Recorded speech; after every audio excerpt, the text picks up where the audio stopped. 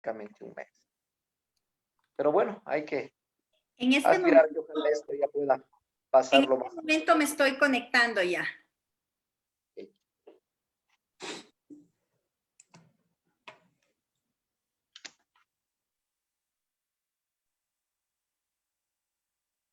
Buenas noches a nuestros amigos, a nuestras amigas. Para mí un placer encontrarnos una vez más en el programa de la Unidad Popular.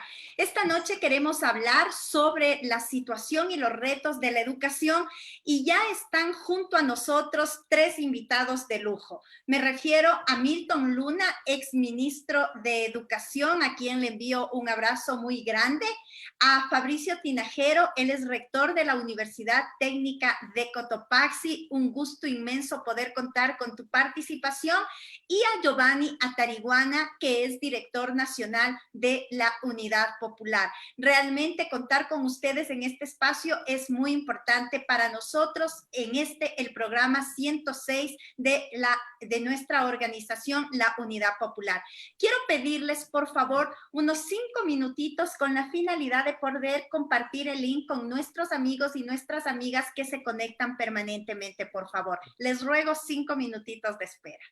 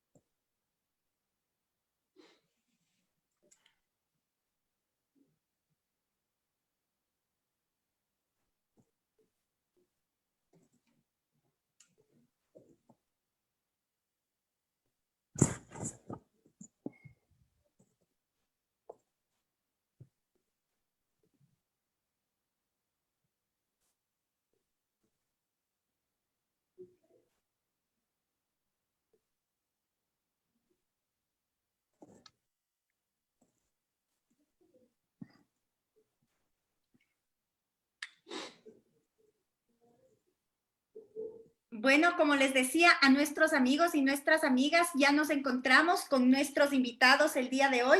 Agradecemos a todos aquellos que ya se están conectando. Estamos transmitiendo este Facebook Live. Saludamos a Jimena Chicaiza, Lenin Ruilova, Luis Antonio Cueva, a Silvia Calvachi, Edwin Genaro Quiroz desde Puerto Quito, a Manuel Peñafiel, entre otros amigos y amigas que se están conectando a este Facebook Live. Como les decía, contamos en esta noche con la presencia y participación, a quienes agradecemos muchísimo, de tres personalidades muy importantes de nuestro país. Me refiero a Milton Luna, exministro de Educación, a Fabricio Tinajero, rector de la Universidad Técnica de Cotopaxi y que ha jugado un papel muy importante en la defensa de la educación superior en nuestro país, y a Giovanni Atariguana, quien es director nacional de la Unidad Popular. Solo señalar que para nosotros es fundamental analizar este tema de la educación porque partimos de un hecho que la educación es la base fundamental para el desarrollo y evidentemente la educación o esta educación debe ser emancipadora capaz de transformar el presente, el futuro, desde la reflexión, desde el diálogo, desde el pensamiento crítico y evidentemente que desarrolle la capacidad en los estudiantes, en las estudiantes de indagar, de cuestionar, de discernir. Y en este ámbito, la educación antes de la pandemia y y después de la pandemia ha recibido recortes presupuestarios que ponen en riesgo este derecho humano de los niños, niñas y jóvenes en nuestro país. Y quisiéramos entonces, luego de agradecerles realmente por haberse conectado en este programa y participar a ustedes, iniciar con una pregunta para los tres.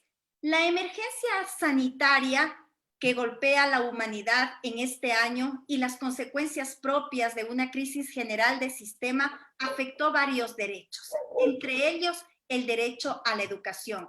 Según cifras de la UNESCO, en el Ecuador, 5 millones de alumnos desde la educación inicial hasta la educación superior se han visto afectados.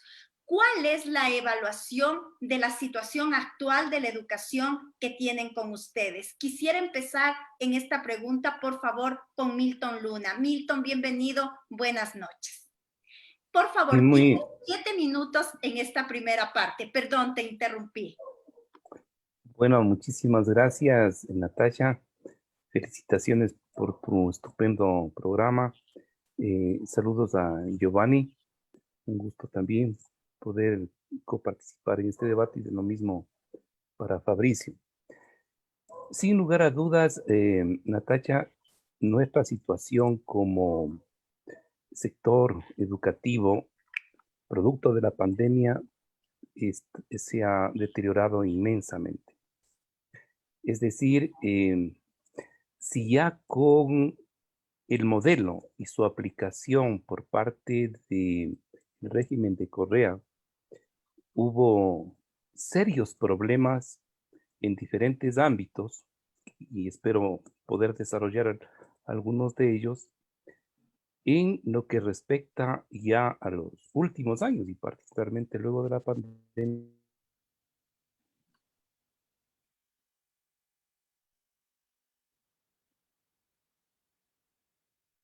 Parece que tenemos algún problema, Milton. Conexión. Sí, me escribió un mensaje que tenía algún problema de conexión.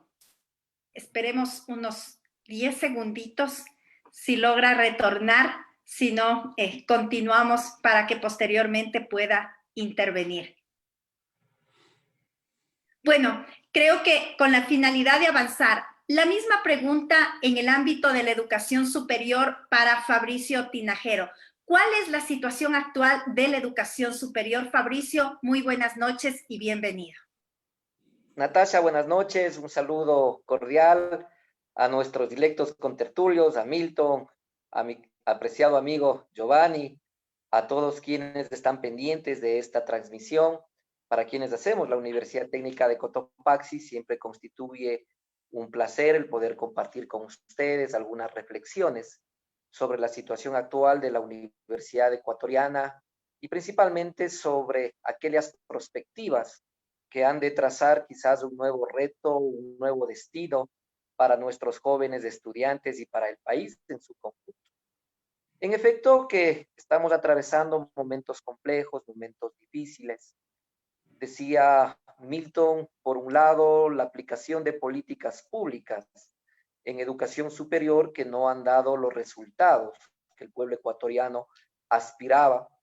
Un modelo de educación superior que en lo fundamental pretendía aislar a las universidades de la realidad social, económica, política de nuestro país.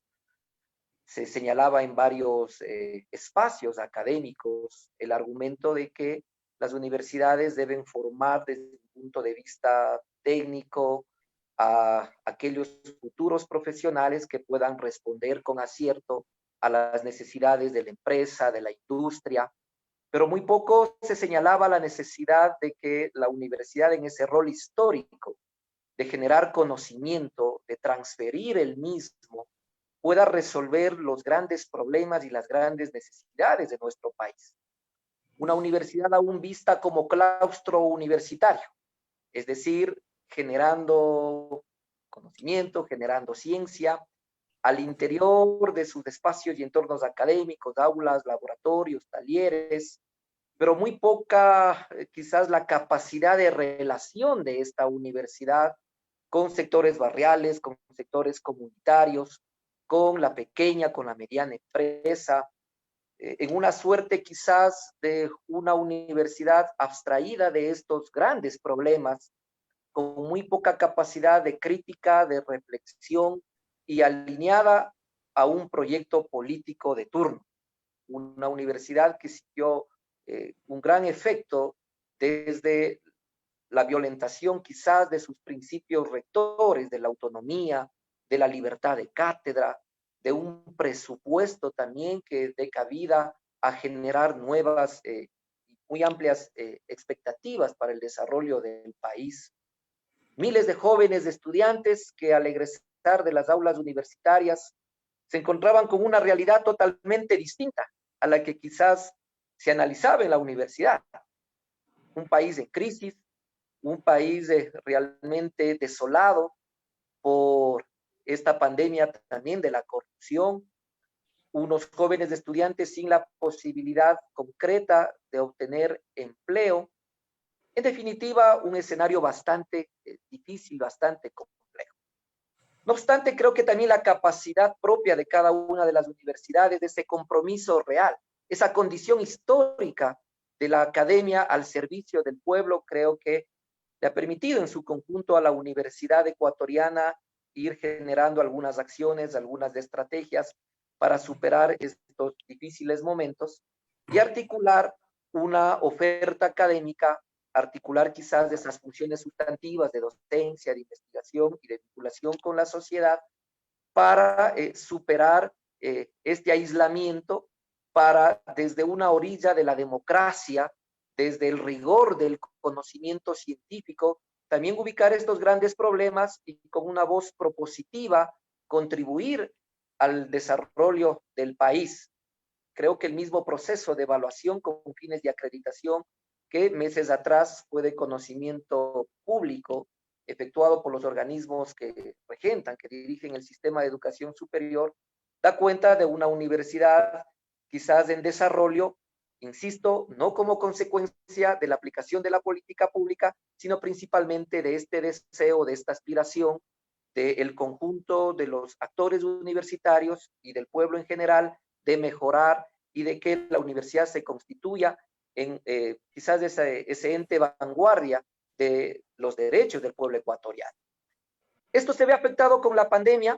En un primer momento, creo que las acciones de solidaridad efectuadas por las distintas universidades fue importante, generar procesos de telemedicina, de bienestar social, psicoafectivo de todos los miembros de la comunidad universitaria fue realmente valioso. En nuestro caso pudimos acercar pequeñas ayudas a los jóvenes estudiantes dentro de nuestro plan de becas y ayudas económicas.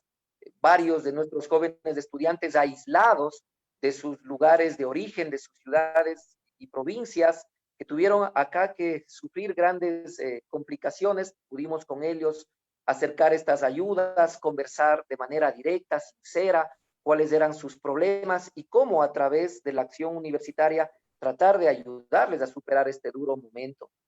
Luego también superar una brecha digital que a pesar de estar en pleno siglo XXI es una realidad en nuestro país. Un poco más del 28% de los jóvenes estudiantes en nuestra universidad no tienen hasta este momento acceso a la internet y en otros casos a equipos o a tecnologías que les permitan desarrollar un proceso de interaprendizaje. Eso fue superado de a poco con estas ayudas económicas que señalaba yo, con la posibilidad de entregarles planes de datos gratuitos a los jóvenes estudiantes, a pesar de que lanzamos en conjunto con la TEUE y los sectores democráticos de la Universidad Ecuatoriana esta justa aspiración de que sea el Estado quien pueda entregar estos recursos para garantizar la educación como un derecho fundamental de nuestro pueblo, situación que no fue tomada en cuenta en la política pública. Creo que las universidades haciendo grandes esfuerzos y a poquito hemos podido superar estos duros momentos. Luego, claro, la migración de un sistema que históricamente en la Universidad Ecuatoriana ha sido presencial.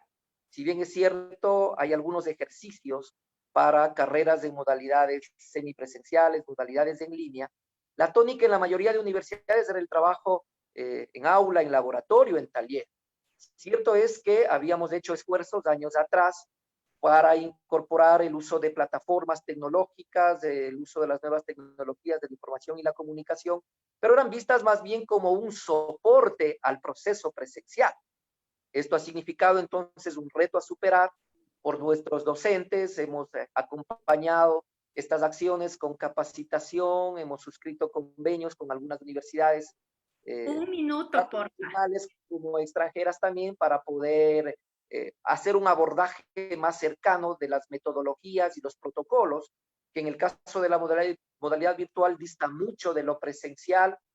El ir entendiendo las realidades propias de nuestros jóvenes estudiantes para acceder a estos medios, a estos mecanismos. En un primer momento, el agobio, la preocupación, la incertidumbre, el tratar de sobrevivir, creo que se sobrepusieron al tema académico. Hemos entonces superado estas limitaciones con mucha capacidad, con mucha tenacidad. Creo que los resultados en una primera lectura que se obtuvieron por parte de nuestra universidad a través de esta modalidad virtual son positivos, alientan a seguir generando un proceso crítico, una formación que apunte a conocer los problemas de la sociedad, no solamente basada en el aprendizaje, sino principalmente un proceso académico tendiente a promover el desarrollo pleno de las capacidades de nuestros jóvenes estudiantes. Muchísimas gracias, Fabricio. Un análisis, diríamos, bastante importante respecto de lo que pasa en este momento en la Universidad Ecuatoriana. Por favor, Milton, ¿cuál es tu evaluación de la situación actual de la educación en nuestro país? Bueno, pidiendo las debidas disculpas por esta inestabilidad del Internet. Imagínate. Ese es uno de los problemas de la Claro, educación. imagínate si tenemos las personas que de alguna manera algo de estabilidad económica, el acceso a un buen Internet para toda la población es complicado, más aún, y esto nos permite adentrarnos en la situación de muchas familias en el país, sobre todo en las zonas rurales. Ya se nos señaló, Fabricio indicaba, hay un déficit muy grande de acceso a Internet en el Ecuador y particularmente en las zonas rurales, casi del 70 o 80%, ¿no? Esos niños, esas niñas, este momento van a sufrir evidentemente un retraso y un desplazamiento de su vida que les afectará para siempre en realidad, ¿no? Es decir, no solo que en el mejor de los casos, si tienen algún acceso a algún nivel de educación, efectivamente tendrán una pésima educación, una mala educación, o en otros casos no tendrán educación. Y eso va a afectar a su vida, ¿no? Totalmente. Porque, como todos sabemos, la educación es uno de los elementos fundamentales para romper el círculo de la pobreza. Es uno de los elementos fundamentales para que las personas puedan desarrollarse. Es un elemento fundamental para que los países puedan salir adelante.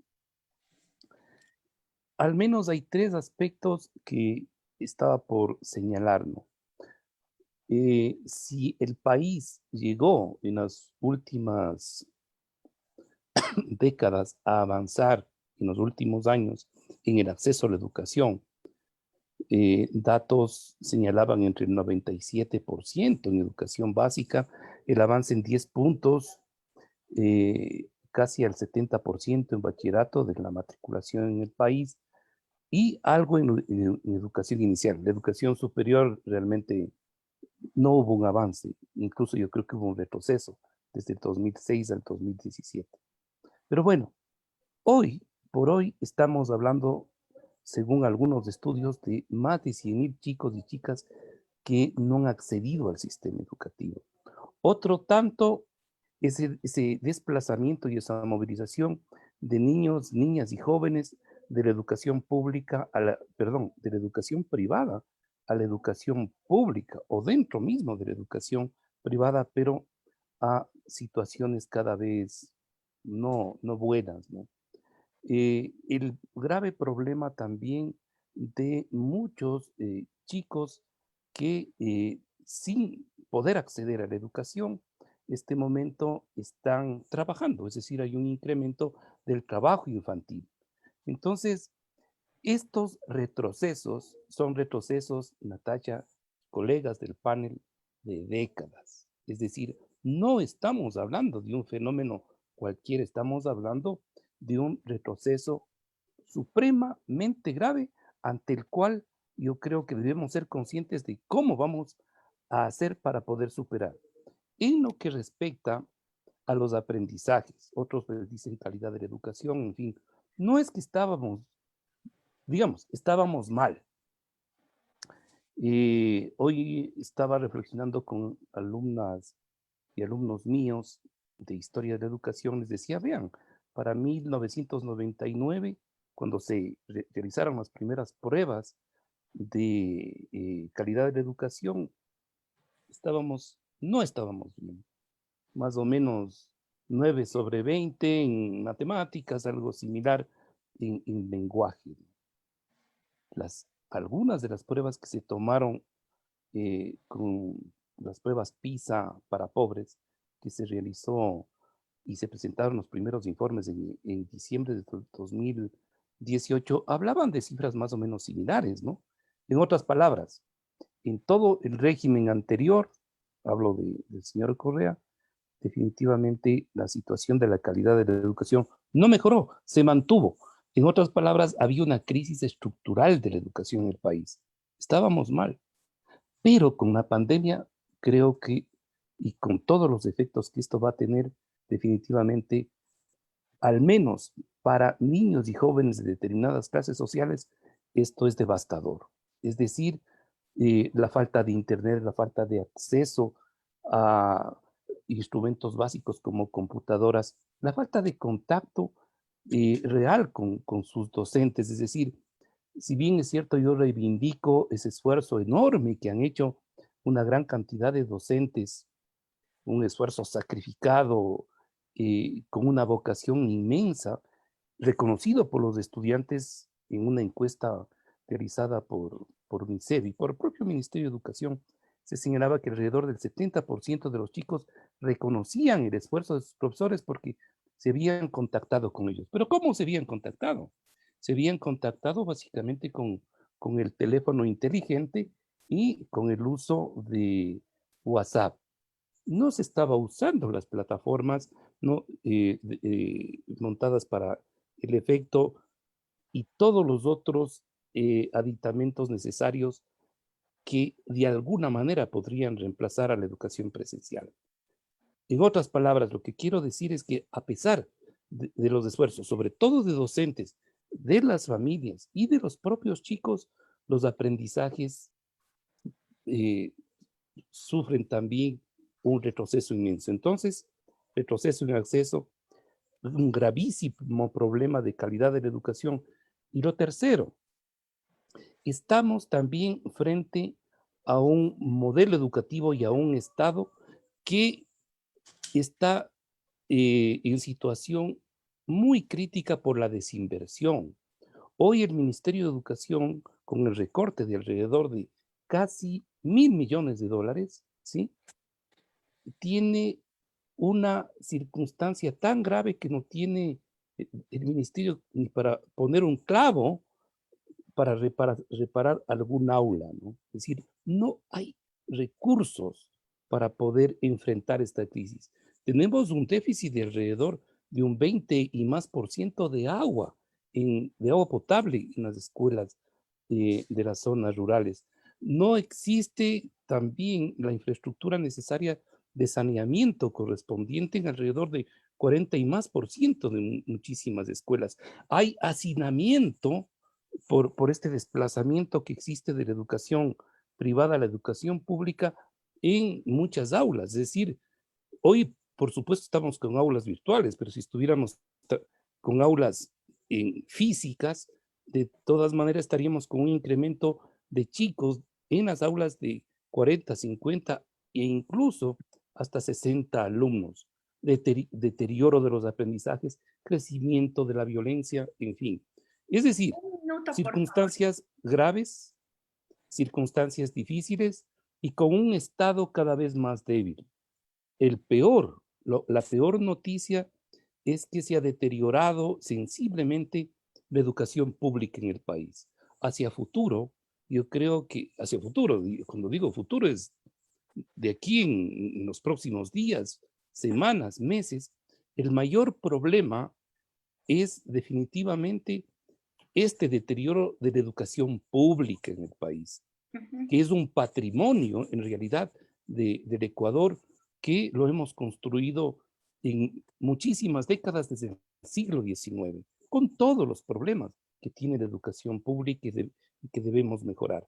En otras palabras, y con esto culmino, Natasha, no estamos bien, estamos frente a una crisis histórica gravísima y lamentablemente con la falta de conciencia política y la falta de conciencia de la sociedad de esta crisis.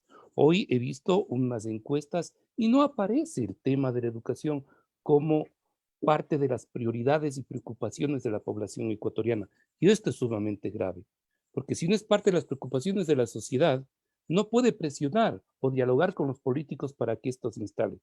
No digo con todos, estimado Giovanni, porque creo que hay sectores que sí están preocupados del tema y han puesto dentro de sus agendas esa prioridad. Pero si el grueso de la población no se integra a esa preocupación, no podremos enfrentar ciertamente esa crisis como tiene que enfrentarse. Seguramente en la segunda ronda comenzaremos a hablar sobre esta situación. Gracias, Natasha. Muchísimas gracias, Milton. Contribuciones y análisis que realmente aportan muchísimo al escenario actual respecto de cómo se encuentra la educación. Por parte de Fabricio, la educación superior, en el caso de Milton, la educación a nivel general. Y bueno, pasamos con Giovanni, que es necesario también tener una mirada desde la organización y desde la perspectiva de Giovanni respecto de cuál es la evaluación que él tiene o que tú tienes, perdón, con respecto a la educación en este momento en nuestro país. Bienvenido, Giovanni. Muchísimas gracias por participar en este espacio. Buenas noches, Natasha. Es un placer estar en tu espacio. Un saludo a Milton, a Fabricio Tinajero. Es un placer, un privilegio compartir estas reflexiones con dos personalidades en el ámbito educativo, tanto en las universidades como en el caso de Milton, un activista, un luchador, alguien que ha reflexionado y estudiado mucho el tema educativo. Yo diría, complementando a mis compañeros de panel, que hay una crisis estructural. La pandemia lo que ha hecho es evidenciar una brecha de exclusión social, ha hecho más visible las deficiencias del sistema público y, por supuesto, las ha agravado. Todo lo que planteaba Milton respecto al acceso, a la calidad, a la desinversión es así.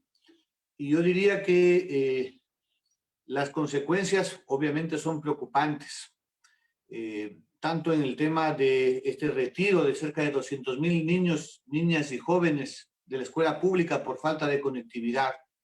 Y los que están conectados en muchos hogares solamente tienen un aparato para 2 o 3 hermanos.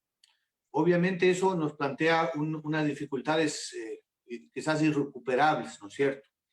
Pero obviamente, decía, sacaron a luz una crisis estructural de la educación que tiene que ver con no solamente el presupuesto, no solamente la infraestructura, que vamos a hablar de aquello, sino con el enfoque que tuvo el gobierno de Correa y luego el de Moreno. Es decir, la ausencia de un proyecto educativo que nos plantee la educación como un derecho y como un factor fundamental en el desarrollo. No hay una visión respecto a la educación como una herramienta de transformación. Ha habido mucha tecnocracia, muchos indicadores, entre comillas, tecnocráticos, que incluso han planteado la comunidad educativa como un espacio no de comunidad, sino de control social. Creo que quienes hemos pasado por el movimiento estudiantil, la persecución que han tenido los maestros, han fomentado una cultura vertical autoritaria, que incluso ha sido caldo de cultivo para un elemento tan grave de los últimos años como la violencia sexual, las agresiones a niños, niñas en el sistema educativo, porque hay un silencio, la gente no puede alzar su voz, forma parte de un modelo efectivamente autoritario. Pero a eso, si a eso le sumamos, sobre todo en la última etapa, que más allá de lo que dice la Constitución del 2008, que debíamos paulatinamente, también la consulta del 2006, llegar siquiera al 6% del PIB, no hemos pasado del 4%. Y hoy precisamente esos recortes, el último de este año, de $1.000 millones, que de paso empezó no en marzo o abril, empezó el recorte en el mes de enero, porque aquí se está aplicando una política de ajuste, donde el gasto público, como llaman los neoliberales, incluye educación y salud. 1.000 millones es un punto del PIB, pero adicionalmente, si queden firme, pese a que estamos demandando ante la Corte, hacer un año electoral, el presupuesto se prorroga el próximo año. Entonces, el próximo año seguiremos estancados en 3% del PIB de inversión en educación.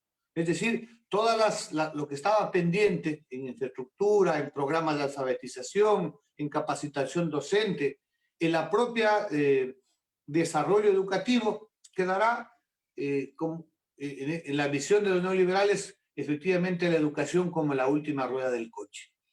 Diría yo que en ese plano los desafíos son muy grandes.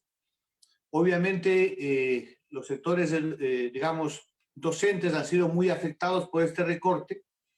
Hoy mismo la Unión Nacional de Educadores hizo un plantón en todo el territorio nacional, porque para ver a estos maestros que hasta el gobierno los felicita, los hace cadenas respecto a que iban en bicicleta a buscar a los alumnos, etcétera, que están pagando de propio peculio la conexión al Internet. Sin embargo, durante 6 meses han sido confiscados parte de su salario. No solamente que en varios meses les pagaban cada 6 o 7 semanas, sino que durante 6 meses le metieron la mano al bolsillo de los maestros. Son 74 millones que el Estado se ha ahorrado por no pagar bien a los maestros ecuatorianos. Obviamente eso significa que un factor trascendental en el proceso educativo, como es el magisterio, obviamente esté sumamente golpeado.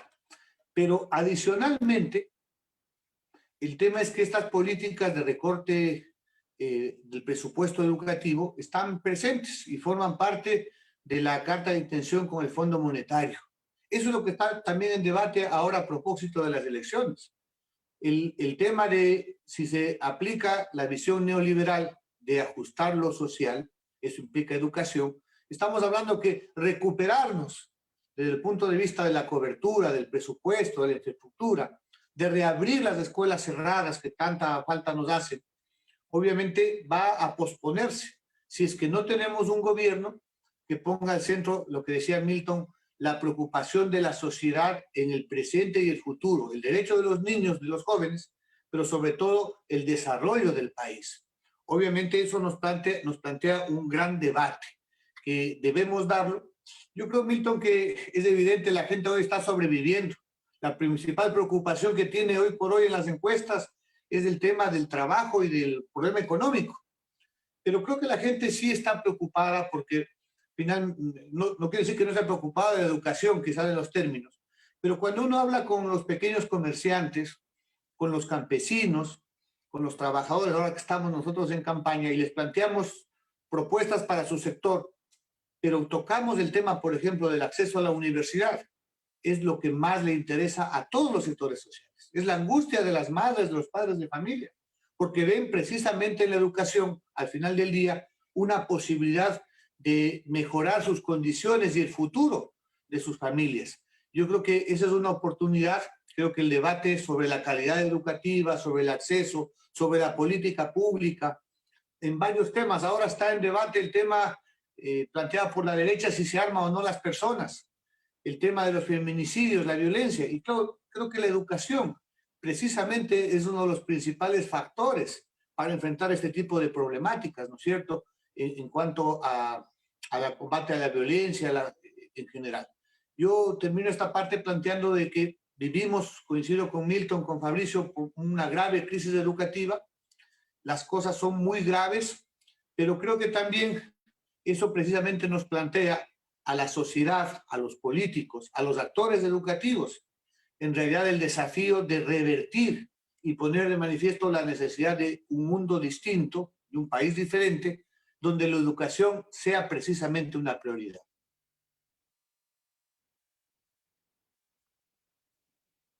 Muchísimas gracias, Giovanni, por estas reflexiones respecto de la educación. Milton, la pandemia evidenció las debilidades de las políticas públicas en el ámbito educativo en el país. ¿Qué medidas se deberían tomar para garantizar el derecho a la educación a los niños, niñas y adolescentes, así como también para mejorar las condiciones de vida de los docentes en el país? Natacha, yo creo que son unas a corto, otras a mediano y obviamente a largo plazo para podernos entender, ¿no? Creo que hay medidas que tienen que inmediatamente adoptarse para enfrentar la crisis de la pandemia que va a durar todo este año lectivo al menos. Y ciertamente tendremos una situación probablemente de cambio si llega la vacuna. ¿Qué quiero decir con esto? Que efectivamente hay que enfrentar todo el tema de la educación virtual y para esto, de manera absolutamente urgente, tiene que universalizarse y llegar a todo el país el Internet. Es decir, esto es un requisito sine qua non. Para esto hay fórmulas, hay incluso disposiciones de corte legal para que las propias, incluso en grandes empresas de telecomunicaciones y empresas privadas, facilite, en este caso, a través de determinado tipo de inversiones en alianza con el Estado, este acceso al Internet. Tenemos que defender y, por supuesto, invertir más en los infocentros, que de hecho se han estado lamentablemente desmantelando y que al menos cuando íbamos a implementar la reapertura de las escuelas rurales, estos infocentros y la dotación de Internet era parte del paquete de mejoramiento integral que debían tener las escuelas. Debemos dotar de manera urgente de agua potable a esas escuelas rurales. Debemos inmediatamente procurar mejores condiciones para los docentes, tanto en términos salariales, cuanto en términos, por supuesto, del pago puntual a sus salarios. Y, de hecho, lo que hoy se está levantando como un reclamo, necesitamos que gran cantidad, si fueron separados, docentes retornen a la actividad tan importante que realizan, porque el momento en que sale un docente, o se multiplica el trabajo para el que queda, deteriorándose de esa manera la profesión, o lo más grave, es decir, se cierran escuelas. Esas son las alternativas que van lamentablemente quedando. Esto yo diría, y además, a corto plazo y de cara precisamente al presupuesto del 2021, al menos hay que defender el presupuesto que estaba al arranque del 2020, es decir, inevitablemente. Requerimos a mediano y largo plazo, yo diría, dos aspectos centrales. ¿Cómo establecemos una alianza y una fuerza política, una conciencia nacional para generar condiciones de respaldo político, de apoyo político a la educación para que se torne en una prioridad nacional. Y esto yo creo que tiene que necesariamente establecerse un puente entre la educación, reformando el modelo educativo para que la economía, la educación y la cultura establezcan un necesario proyecto que permita al Ecuador dar un vuelco hacia adelante. ¿Qué quiero decir con esto? Necesitamos construir esto que desde los sectores progresistas hemos denominado la nueva escuela. La nueva escuela tiene como fundamento básico esta conexión que debe existir entre la educación, la escuela como tal, y el entorno, el espacio, la realidad, construyendo comunidad, no solo la comunidad educativa, sino una serie de sectores que permitan no solo incorporarse al proceso educativo, porque si no es absolutamente imposible, sin una alianza, por ejemplo, entre familia y escuela, seguir adelante, construir un proyecto educativo pertinente, y la pertinencia le da calidad a la educación, sino establecer en esta alianza también la perspectiva del país, la conexión entre educación y, por ejemplo, un desarrollo económico adecuado, sostenible, un desarrollo económico donde establezcamos como base y fundamento de la formación de las personas esta conexión armónica de paz con los otros seres humanos, pero básicamente con la naturaleza en estas circunstancias que atravesamos precisamente de detener el calentamiento global. Entonces, la escuela como tal debe apuntalar un proceso y un modelo de desarrollo sostenible. Y esto implica una alianza, un entender que sin educación no hay desarrollo, pero la pregunta es, ¿cuál desarrollo? Y en este caso, el desarrollo es un desarrollo que precisamente no deteriore a la naturaleza. Y esto va a permitir, y seguramente Fabricio me dará la razón, Un minuto, establecer por favor. un nuevo concepto, y con esto terminaría, digamos, o recrear el concepto de educación universitaria, de una universidad conectada precisamente con las necesidades sociales, con las necesidades de este desarrollo sostenible, pero sobre todo, yo diría, establecer esta conexión que habilite la creación de una ciencia y una tecnología pertinente para ello. Si no hacemos esto, efectivamente vamos a girar sobre lo mismo. Y a través de esto yo creo que abrir precisamente nuevas posibilidades para los chicos en el país, fomentando una educación técnica con múltiples posibilidades y oportunidades para los chicos, es decir, la universidad como tal no puede receptar a todos los chicos, pero sí debemos activar la educación técnica y, por otra parte, en efecto, tenemos que lograr que esa universidad, como concepto, como fuerza social, como alternativa, efectivamente dé cuentas de esta necesidad de sumarse a la transformación.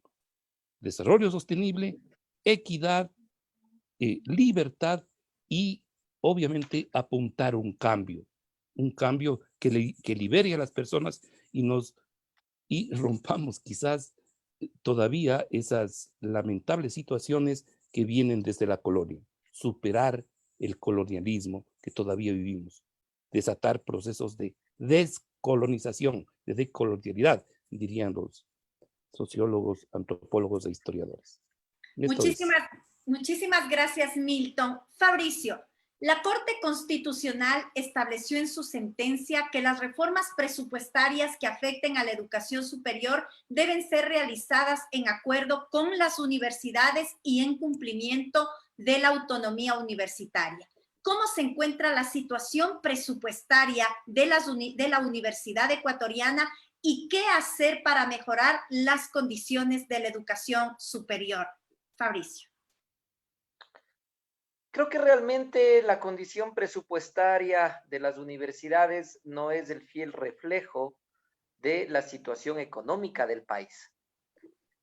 Me refiero al hecho de que se ha señalado en varios espacios de que el país no tiene recursos, que esta crisis sanitaria, esta crisis humana, ha dejado en obsoletas quizás los recursos fiscales, no hay liquidez.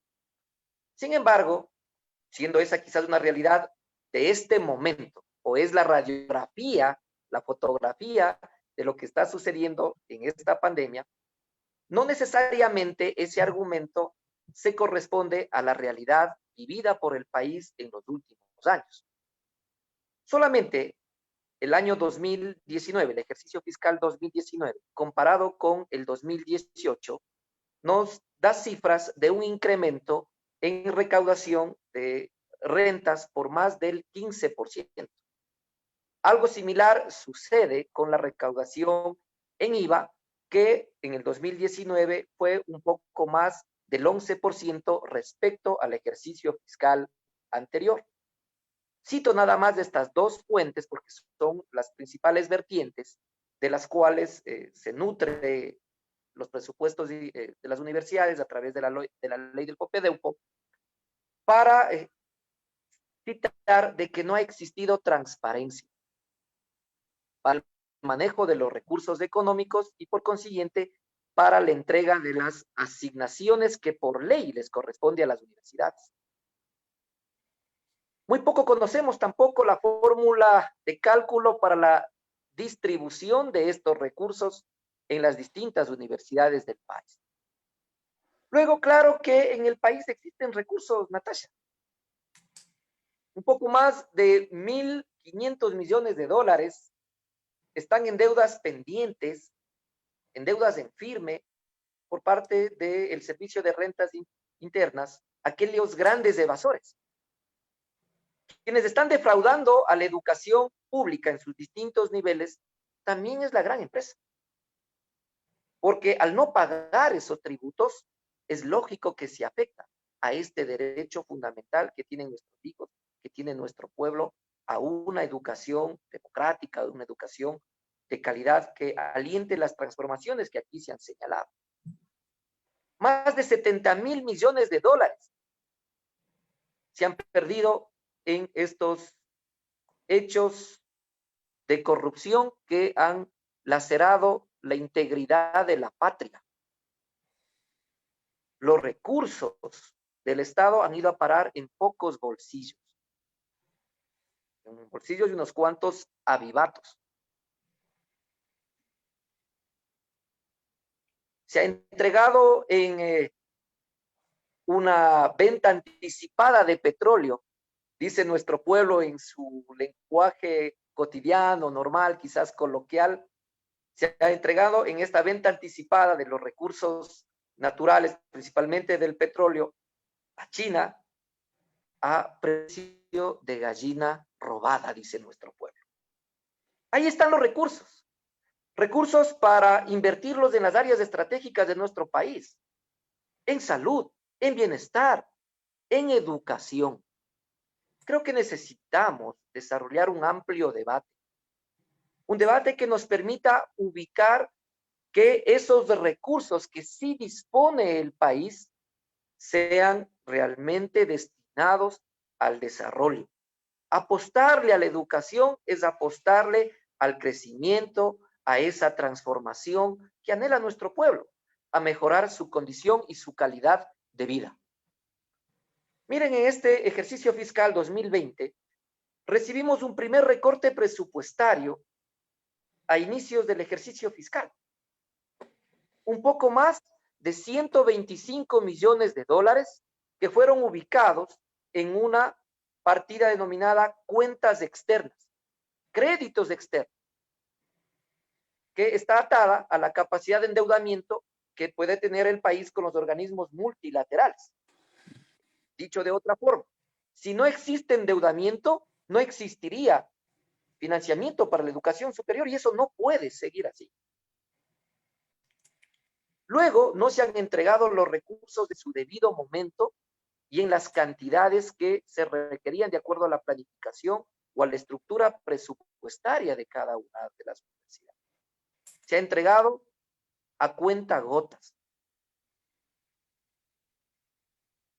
Un proceso burocrático de hipercontrol.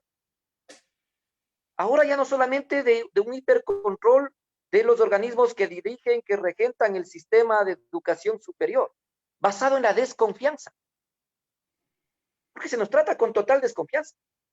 Cuidado se les entregue recursos económicos a las universidades porque no están siendo bien invertidos. Cuidado se les pague a los docentes X cantidad de dinero porque no se lo merece, porque no ha habido aporte al desarrollo del país. Cuidado se entregue social de cuentas. Argumentos por demás peregrinos que adolecen de veracidad. Porque la universidad creo que se ha convertido en esta instancia de reconocimiento, de prestigio, bien valorada por nuestro pueblo. Siempre hemos estado sujetos a esos mecanismos de control. Más bien creo que han sido pretextos, arducias, para eliminar la autonomía universitaria. Para desde el lado de este hipercontrol tratar de alinear el pensamiento, una filosofía universal que debe ser por naturaleza discutida al interior de las universidades a proyectos políticos de turno. El manejo presupuestario también ha servido de chantaje. Algunos procesos que regulan el sistema de educación superior también ha servido para entregar recursos a algunas universidades que quizás en la época del correísmo tendían la alfombra roja, compartían de manera casi que absoluta el criterio, el argumento y la posición quizás ideológica del correísmo respecto de una educación superior tecnocrática y aislada del contexto social. Miren cómo existen grandes brechas y desigualdades. Universidades con 8,000, 7,000 alumnos con presupuestos que casi llegan a 120 millones de dólares. Mientras que universidades regionales con 12,000, 13,000 alumnos, como es el caso de la UTC, no supera los 18 millones de dólares. No con esto quiero señalar que no merezcan estas universidades, fraternas, colegas, que han hecho un gran aporte al desarrollo del país, estos recursos. Con total seguridad creo que requieren eso y mucho más. A lo que me refiero es que, desde el lado de esta política autoritaria, el manejo presupuestario, la no transparencia de estos presupuestos, ha servido para atender aquellas instancias afines al correísmo y su continuidad con el gobierno de Moreno. Aquellas universidades como la UTC que hemos tenido una posición crítica, reflexiva de los distintos problemas del país, que ha tratado de encontrar un equilibrio en su acción de formar futuros profesionales comprometidos con la región, con el país, con rigor académico, pero sobre todo una formación para la vida, para que puedan enfrentar esos grandes retos de la sociedad ecuatoriana al tener posiciones críticas, al tener decía yo, un pensamiento propio, una identidad propia que le corresponde a la universidad en su conjunto. Hemos sido también sujeto de persecución. Un minuto, Fabricio, por favor. He tratado de estigmatizar, de deslegitimar. El problema del acceso a la universidad ecuatoriana no se trata de un problema de puntuación, de meritocracia en los jóvenes bachilleres. Se trata de un problema de capacidad instalada. Necesitamos nuevos espacios, laboratorios, talleres, un mayor número de docentes especializados con procesos de formación en los distintos grados académicos, con mayor pertinencia a la innovación, a la creatividad desde el lado de la academia.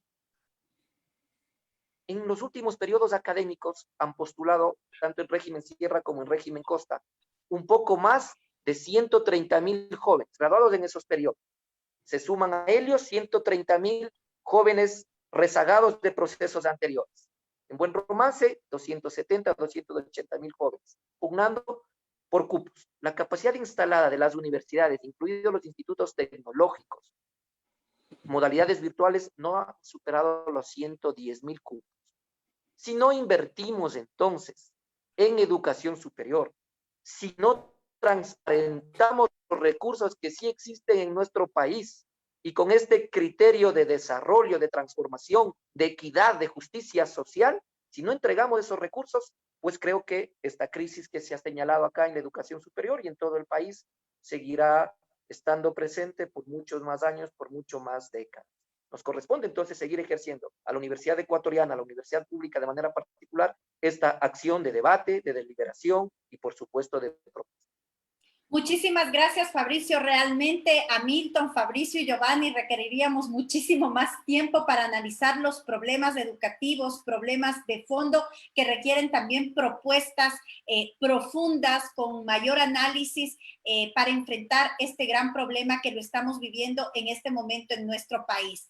A Giovanni, por favor, ¿qué reformas se deberían empujar para garantizar al interior de la Asamblea Nacional? ¿Qué reformas se deberían empujar para garantizar una educación pública, científica, de calidad, incluyente, democrática e intercultural?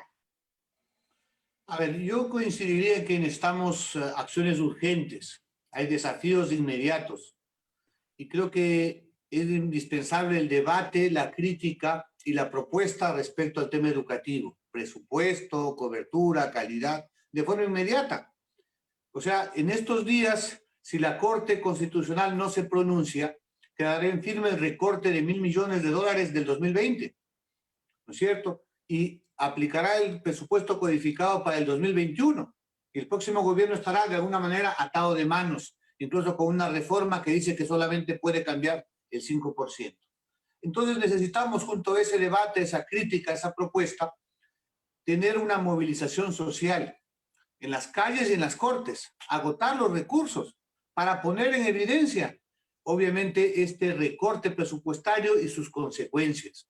Yo creo que en ese plano, parte de lo que decía Milton, ese acuerdo social, tiene que expresarse también en esta urgencia. En todo caso, dejar claro que en el próximo gobierno debe cambiar completamente esa política. Yo diría que se requieren políticas públicas, un gobierno que tenga otras prioridades, no la deuda, no la banca, no el capital extranjero, sino la vida de la gente. Y parte de esa vida de la gente, junto a la producción, junto a la salud, obviamente es la educación. Entonces, hay que ir a una disyuntiva. Y obviamente ustedes saben que nosotros planteamos que el pueblo tiene una oportunidad en febrero.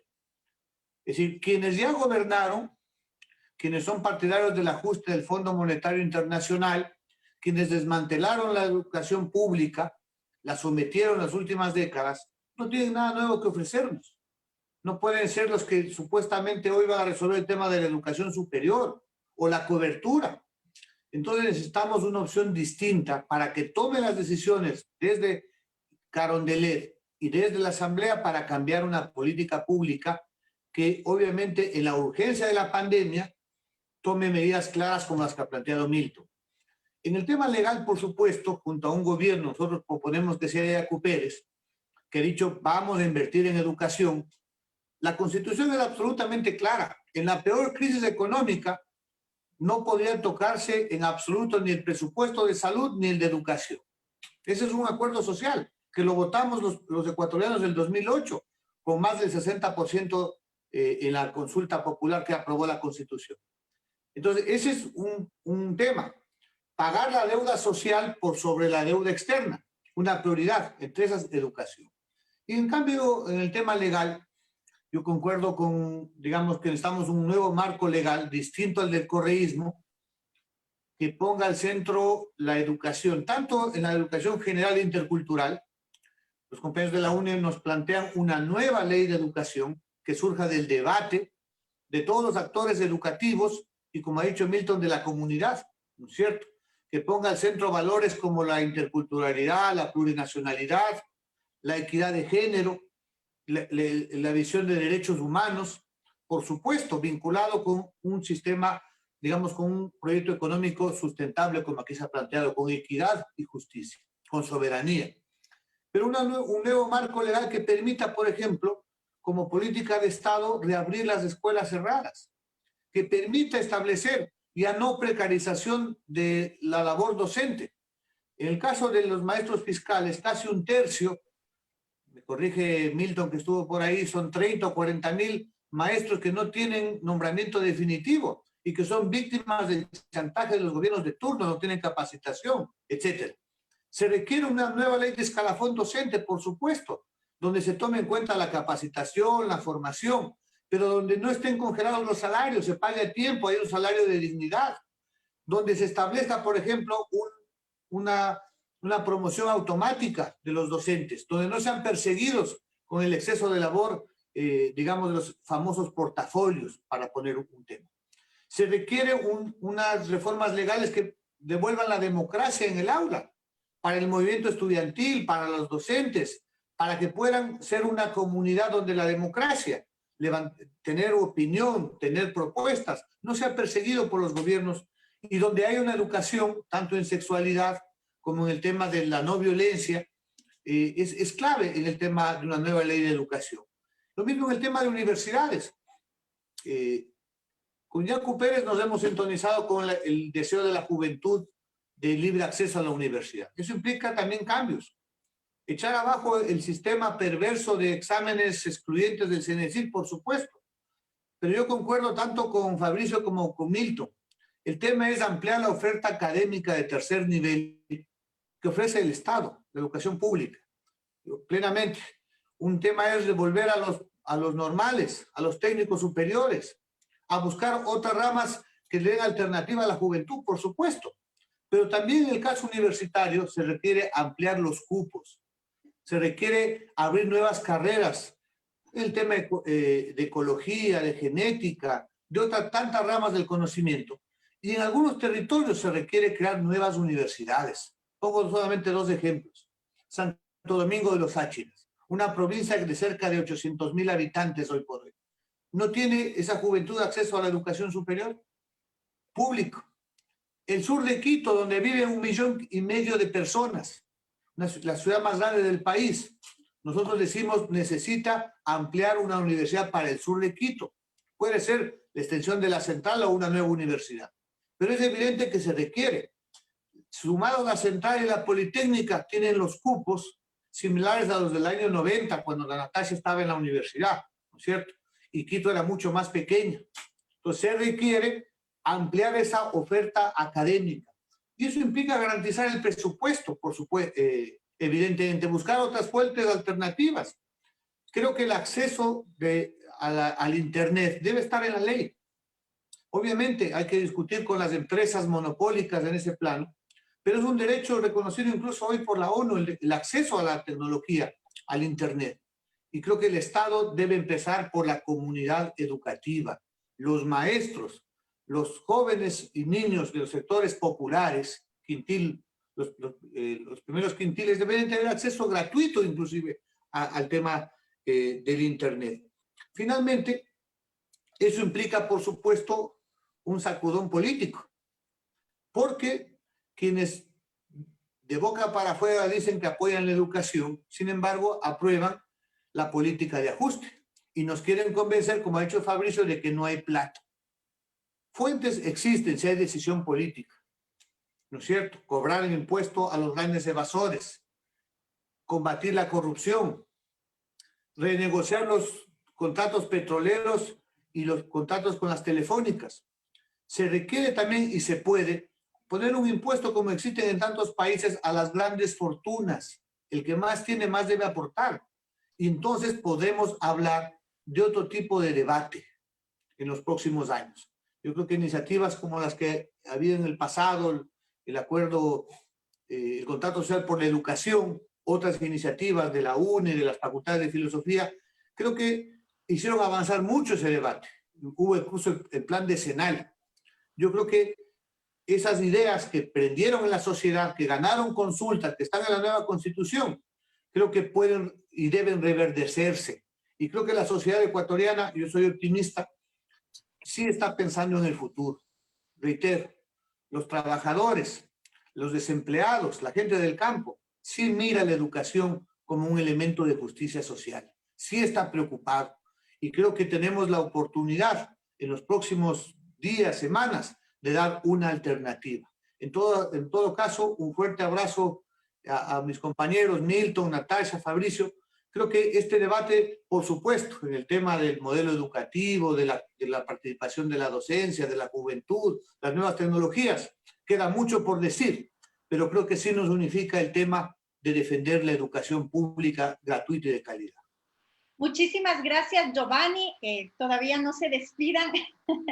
Muchísimas gracias a nuestros amigos panelistas que se han conectado en esta noche. Les quiero contar que tenemos una cantidad bastante grande de mensajes. No voy a leerles los mensajes, pero sí saludar a las personas que se han conectado. Marcelo Portilla, Justiniano Guerrero, Cristian David, Marcelo Dávila, Graciela Salgado, Walter Álvarez, Wilfrido Álvarez, Matilde Guamán Heredia, que también está conectada en este momento, Marlene Toapanta, que se ha conectado, están otros amigos y amigas, Juan Martínez, saludos a Juanito, Juan Pacurucu, Flaco Sandoval, Carlos Castellanos, dirigente de los trabajadores autónomos del Ecuador, Chabela Fares, Franklin Falconi, docente de la Universidad Técnica de Cotopaxi, Silvia Chiquis, Ruth Susana Hidalgo, Luis Porella, Ivette Jacome, queremos saludarle también a Ivette Jacome, docente universitaria,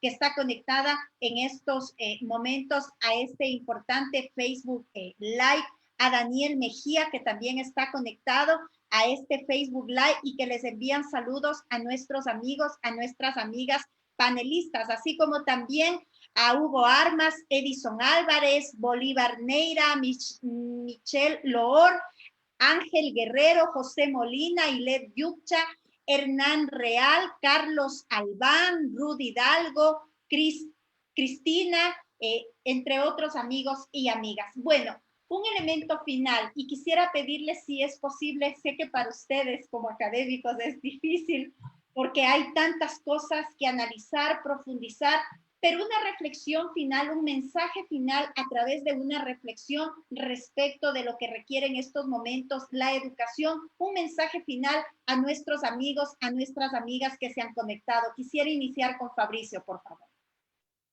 Muchas gracias. En efecto, creo que es urgente el generar un gran debate social sobre la educación en nuestro país, que recoja la opinión, el pensar de los distintos actores del quehacer educativo en los distintos niveles, pero que también pueda ampliarse ese debate a los sectores sociales. La educación por naturaleza sí es un fenómeno social y como tal entonces no puede estar aislado de los requerimientos de esos sectores sociales que han puesto su esperanza en la capacidad de este sistema educativo. Una reflexión profunda que pueda orientar a la educación superior de nuestro país hacia mejores niveles de pertinencia, de relevancia. Yo creo que eso es importantísimo, esa pertinencia, ese impacto que debe tener la educación superior para transformar realidades. Esa oferta académica amplia, diversa, que recoja entonces las distintas necesidades de provincias, regiones, de territorios, que pueda generarse también un amplio debate sobre esa capacidad de acción que la universidad en una suerte de entramado relacional puede generar con comunidades, con barrios, con parroquias, con el sector público, con el sector privado. La necesidad en este gran debate de reflexionar sobre esos enfoques, sobre esos abordajes educativos que hoy más que nunca deben permitirle a los niños, a los jóvenes, rebasar el trabajo en las aulas, en los laboratorios, y más bien hacer una educación o un proceso formativo más vivencial, más contextualizado. Quizás estamos hoy muy preocupados por desarrollar grandes artículos, grandes investigaciones científicas, publicarlas en revistas con factor de impacto, etcétera. Pero la pregunta es, Y con esos artículos, con esas revistas o con la publicación científica en estas revistas, ¿estamos resolviendo los verdaderos problemas del país? Si es que eso es así, creo que las universidades deberíamos inundar el mundo académico con estos productos científicos. Pero la realidad es otra. La realidad es que la educación superior debe aportar a la reactivación del sistema productivo, a ese trabajo comunitario, a ampliar el tejido social, que desde el lado de sus propias capacidades y experiencias, nuestro pueblo sí lo tiene, a poder revalorizar estos saberes ancestrales, a poder encontrar un equilibrio entre el conocimiento que quizás hoy es global y que está en la red, para con aplicaciones poder hacerlo más amplio y en beneficio de determinados sectores, para hacernos fuertes desde las propias capacidades internas de estos sectores y proyectarnos a ese mundo global, a un proceso en el cual quede atrás quizás metodologías un tanto autoritarias, caducas quizás ya, y más bien emerja la creatividad, la reflexión, la innovación de todos los actores educativos. Un trabajo en equipo, el crear sinergias entre ese gran tejido social, me parece que es el aporte que hoy más que nunca le corresponde a la Universidad Ecuatoriana, y en ese camino está empeñada la Universidad Técnica de Cotopaxi. Muchísimas gracias, Fabricio. Milton, por favor, tu reflexión final. Tenemos necesariamente que disponernos a cambiar la educación para cambiar el país.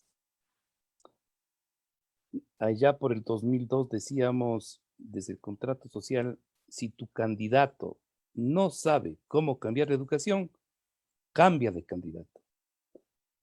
Y es que es así, es decir, no solamente se necesita saber de educación, sino se necesita saber, entender y tener la voluntad política de ese cambio, porque solamente a través del cambio en educación vamos a establecer el contacto con la realidad para cambiarla. Y aquí yo desearía reiterar y afinar dos cosas. Tenemos que cambiar el modelo educativo del país a un modelo de esta nueva escuela que dialogue, que se conecte con la realidad. Una escuela aislada, sola, ahí, siendo un enclave en un barrio o en un pueblo que no comparta con su entorno, con la realidad local y mundial, global, no tiene sentido. Necesitamos de esa escuela que se contacte y que sea pertinente, de esa universidad que sea pertinente y que colabore y gestione desde desarrollar el conjunto de fuerzas sociales, pero también las fuerzas tecnológicas. Me parece eso muy importante. En ese proceso de cambio, necesariamente el objetivo central, y en eso comparto con Giovanni, con Fabricio, está el ser humano. La prioridad es el ser humano, pero el ser humano junto a la naturaleza, como parte de la familia de la naturaleza, con esa visión cosmocentrista, como dicen nuestros pueblos originarios, no antropocentrista, ese egoísmo del ser humano que ve a la naturaleza para sacar usufructo de ella. Por lo tanto, ese modelo educativo tiene que nutrirse, entre otros elementos, por ejemplo, de la filosofía andina, de esas disposiciones de poder establecer esta necesidad de ensamblarnos, de juntarnos con el otro, de realizar procesos colectivos que permitan modificar esa realidad, en este caso a través de la educación. Si la familia no se integra, si el padre de familia no se integra al proceso educativo, es difícil, pero tampoco si los medios de educación no se integran, si tampoco los municipios no se integran, si tampoco la asamblea no se integra, en fin, Todos tenemos que integrarnos.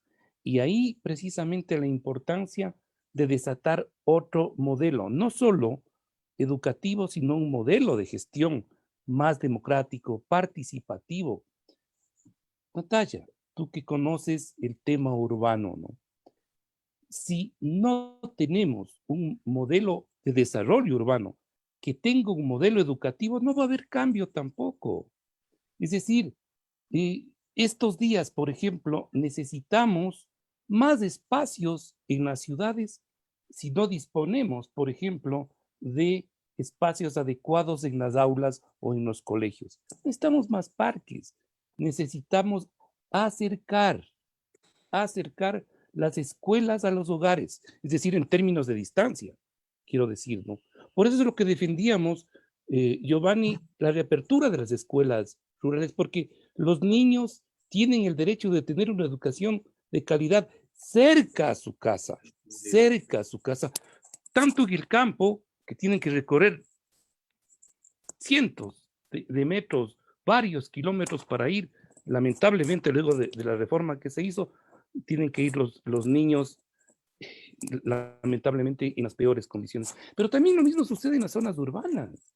Es decir, tienen que recorrer los chicos montados a veces en los buses cuando retornemos a la presencialidad 2 horas, 1 hora, en fin, desperdiciando su tiempo. Tenemos que colocar en esa transformación a los docentes en el centro. Hay que revalorizar la profesión docente. Y eso lo hemos señalado con todo lo que eso implica. Pensar desde su formación inicial, salarios hasta su jubilación. Ese, por ejemplo, yo creo que es un tema básico de la Asamblea, Giovanni. Es decir, yo repensaría eso de la ley para hacer una cosa, un instrumento mucho más compacto, que sea la ley un instrumento para desatar el desarrollo de un proyecto educativo. Y en eso los docentes son fundamentales. Tenemos que cambiar los criterios de evaluación en el país, junto al nuevo modelo educativo, superar este modelo estandarizado, homogenizante de la educación, que le vea al país en su diversidad y en su diversidad se enriquezca. Entonces, de hecho, yo creo que por ahí irían varias de las propuestas que permitirían ese cambio, y con eso le damos energía, de esperanza y sobre todo de destino a un país que ha perdido referentes históricos y sobre todo referentes hacia futuro, ¿no? Necesitamos recuperar energía de destino. Y yo creo que si le señalamos a la gente que ese proyecto educativo se va a coaligar con un proyecto político y económico sostenible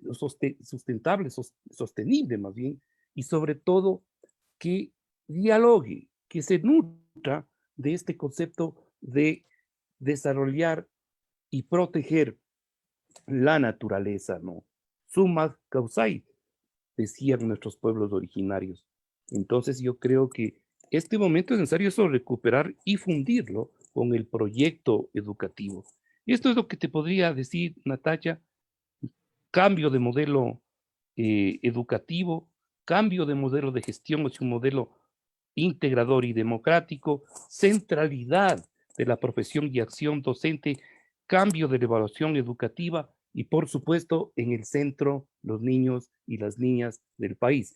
Y ciertamente me olvidaba de algo que señalaba Giovanni con mucha fuerza: una educación que recupere los más altos valores de los seres humanos, tanto los que le dan consistencia de afirmación, eh, de nación, de cariño al país, de entrega a este proyecto conjunto que se llama Ecuador, cuanto a los valores de convivencia que decía Giovanni, es decir, recuperar esas capacidades de poder desterrar la violencia, ¿no? La violencia sexual, todas estas situaciones que lamentablemente que han ido escalando en el país, y sobre todo recuperar la noción de paz y recuperar la noción precisamente de convivencia armónica entre todos y, por supuesto, con la naturaleza también. Muchísimas gracias, Natasha. Milton. Y con la finalidad de cerrar este espacio importante de análisis, reflexión respecto de la situación y los retos de la educación en nuestro país, para cerrar contigo, por favor, Giovanni, tu reflexión final. Ha sido un privilegio escuchar a los dos compañeros, Milton, Fabricio. Uno nunca deja de aprender. Estas reflexiones son muy valiosas y viniendo de quienes están día a día con la juventud que reflexionan el tema educativo. Hay varios aspectos para seguir profundizando, por supuesto. Yo me quedaría con un tema clave, con ese concepto andino de la minga, compañeros. Se trata de sumar esfuerzos, voluntades, capacidades en un sueño colectivo. Con mingas se hacen en las zonas urbanas, convocas a la familia y a los amigos y haces una loza, levantas tu casa. En el campo se abren caminos, se construyen canales, incluso puentes. Creo que lo importante es una minga por la vida, decimos con Yacu Pérez de la Unidad Popular. Pero una minga por la educación es indispensable, con diálogo, con debate, partiendo de las experiencias importantes que tienen los maestros, que tienen las universidades, que tienen la juventud.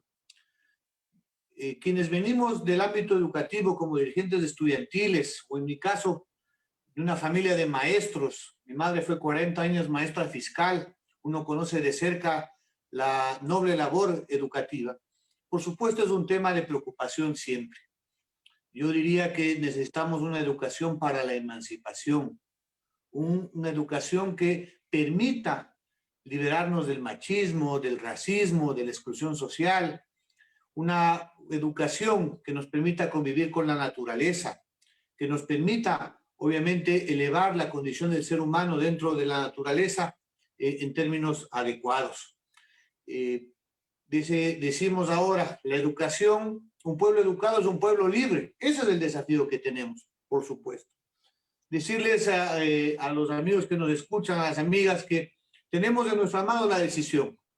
Hoy estuvimos en las calles aquí en Guayaquil junto a los maestros.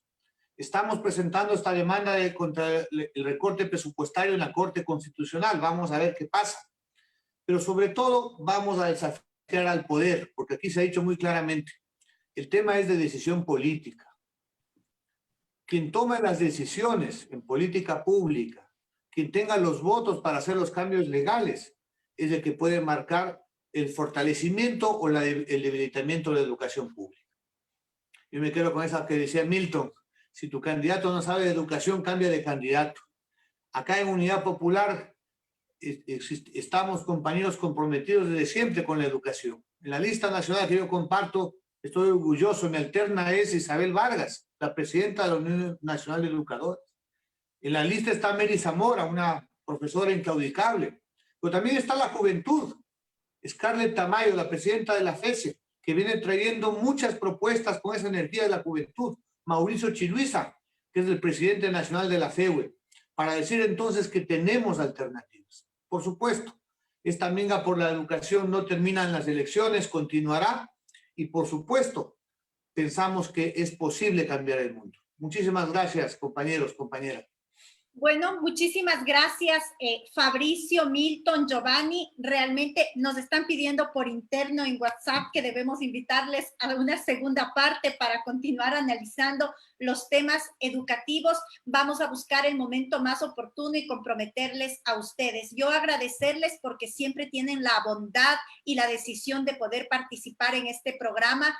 Lo han hecho en ocasiones anteriores. Contarles que ya vamos en el programa número 106, todos los días martes, los jueves y los sábados a partir de las 8:30 de la noche, donde analizamos distintas temáticas porque partimos de un criterio, la responsabilidad que tenemos los actores políticos y las organizaciones políticas. Ustedes saben que Giovanni Atariguán es director nacional de nuestra organización, yo soy directora provincial aquí en Pichincha. Esa responsabilidad de reflexionar, de analizar las distintas temáticas de carácter social, económico, político que se están viviendo en nuestro país y en el mundo. Y por supuesto, criterios y el conocimiento valioso que desde la academia tienen ustedes nos contribuye a ir mejorando y perfeccionando permanentemente las propuestas que hemos desarrollado.